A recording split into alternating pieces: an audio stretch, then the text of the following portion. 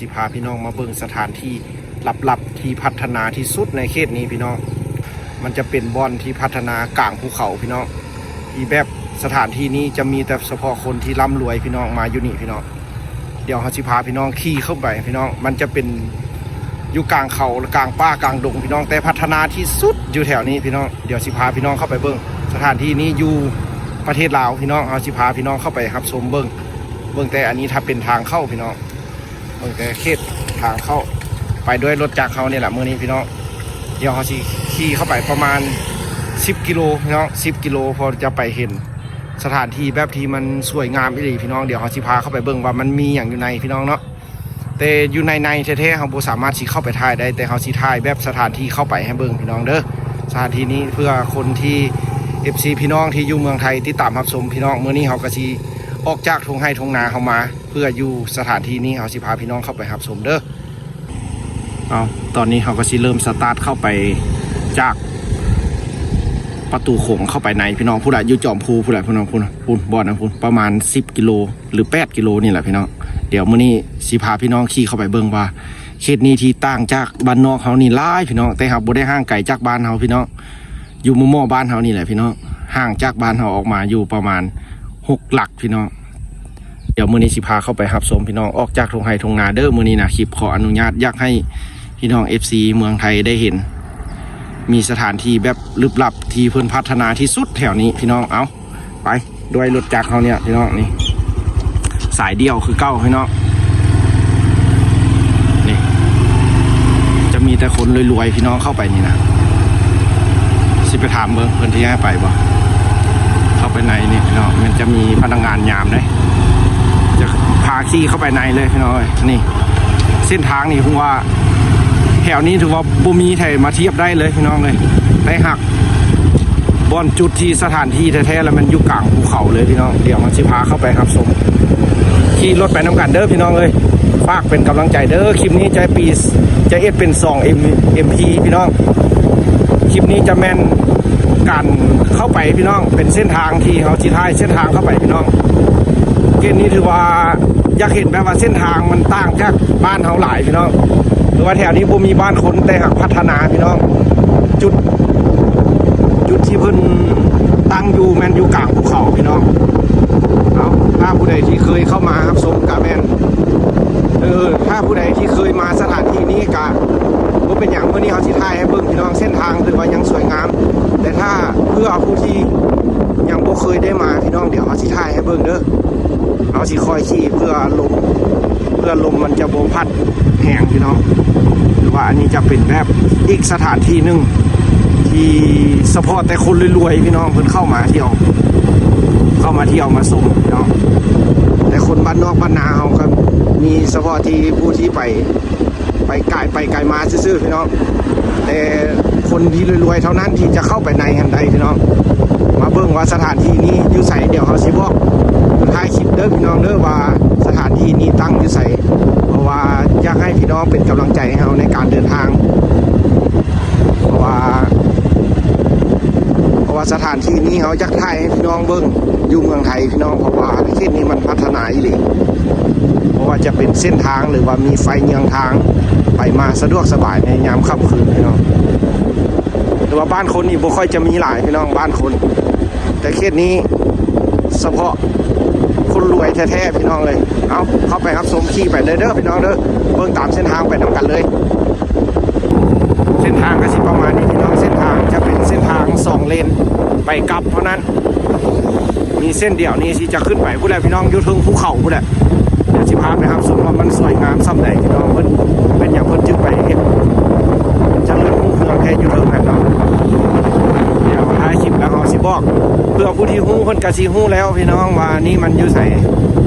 แต่เพื่อคนไทยผู้ที่เพิ่นยังบ่ทันได้มาเนาะผู้ได้มาก็สิมันส่วนน้อยแต่ผู้ได้มาแท้ๆเฉพาะคนรวยอีหลีพี่น้องจึงจะได้มาเห็นสถานที่นี้อันนี้เขาเป็นคนพื้นฐานในบ้านเขามาได้พี่น้องเฉพาะคนทางอื่นต้องเป็นคนรวยเท่านั้นที่สามารถเข้าไปในนั้นทันใดพี่น้องตามมาชมไปน้องกันเส้นทางพี่น้องเลยไกลดอกคลิปนี้จะมาประมาณ18 นาทีเสียให้ชม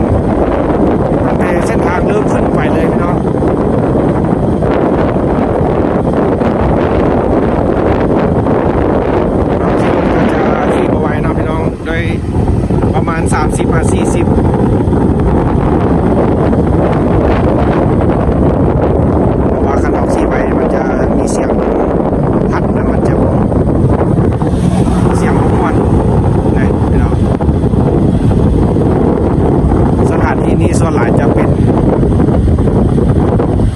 อกแบบมีเดินกอล์ฟสนามกอล์ฟแล้วก็มีบ่อนท่องเที่ยวอีกหลากหลายพี่น้องสาวงามๆจะมาอยู่นี่หมดพี่น้องสาวลาวเขตนี้นะ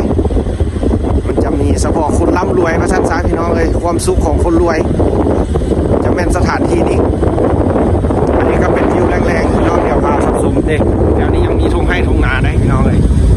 อันนี้ของพ่อแม่ประชาชนได้อยู่เรื่องกันแล้วจะเป็นเศรษฐกิจแบบพิเศษโดยเฉพาะพี่น้องเลยเอาเฉพาะผู้ที่บ่เคยมาเด้อหรือว่าผู้ที่เคยมาเด้อคิดว่าสถานที่เก่าๆที่เขาเคยมาครับรับชมน้ำกันตามเส้นทางไปพี่น้องนี่ออกจากบ้านให้บ้านนามาเพื่อจะถ่ายให้พี่น้องเบิ่งอีกบ่ดนก็สิได้กลับออกจากบ้านแล้วพี่น้องแล้วอยากถ่ายให้เบิ่งพี่น้องเลยหรือว่าถ้าเขามาปีหน้ามันอาจจะพัฒนากว่านี้อีกแล้วเขาก็เบิ่งคลิปปัจจุบันนี้ไปก่อนพี่น้องเลย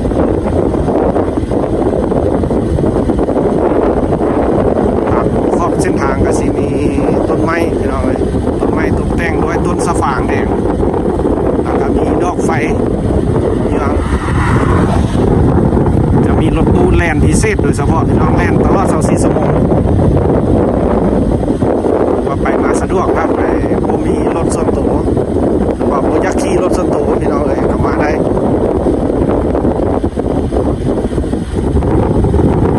เส้นก้อนนี้จะบ่ไกลจากเส้นทางบ้านเราจะบ่ไกลจะอยู่ใกล้ๆกับบ้านเราเอง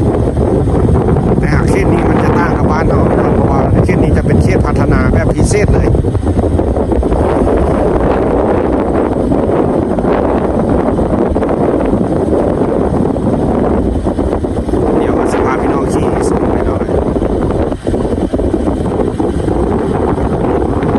ยาวก็จะมีหลายคลิปเด้อพี่น้องเลยฝากให้กำลังใจเด้อ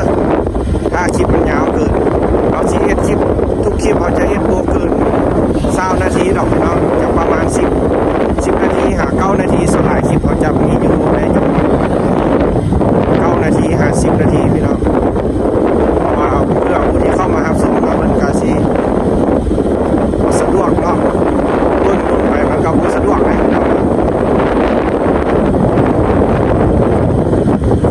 แบบพอดีพองามพี่น้อง8-9 นาทีก็พอดีพองามอันนี้ก็ถือว่าเดินทางเข้ามากันยังพอได้ครึ่งนึงไงนี่พี่น้องจะน้อยขึ้นภูเขากูได้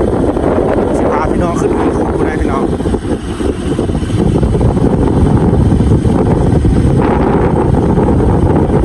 ไปตามเส้นทาง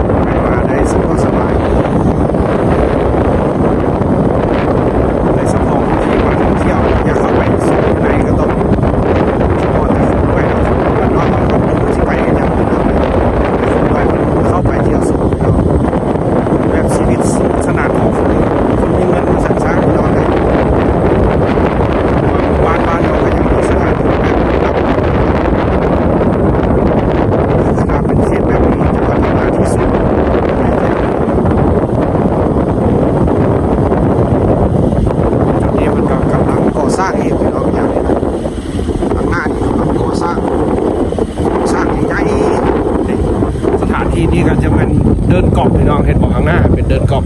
หญ้าเขียวๆงามเป็นเดินกอบมีอ่างน้ำก่อนตีกอบนี่งามพี่น้องอยู่ตรงคูพี่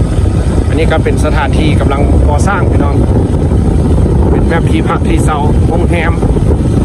เพื่อผู้ที่เข้ามาท่องเที่ยวมันได้สะดวกสบายโดยบริษัทจีนก่อสร้างเด้อพี่น้องเลยโครงสร้างกำลังก่อสร้าง ขึ้นภูแล้วพี่น้องเริ่มจะเข้าในเขตภูแล้วนี่ก็เป็นพนักงานบริษัทสมอสุจิพี่น้องเป็นกระบะเห็นก่อสร้างกระป๋อง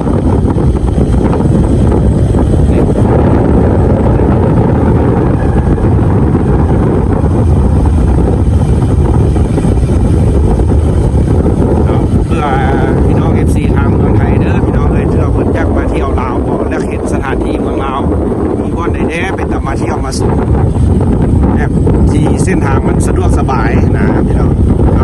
สำหรับคลิปนี้เขาสิหยุดคลิปไปซ้ำนี้ก่อนพี่น้องเดี๋ยวขึ้นภูเดี๋ยวถ่ายอีกคลิปนึงขึ้นภูไปพุ่นแห้งงามพี่น้องนี่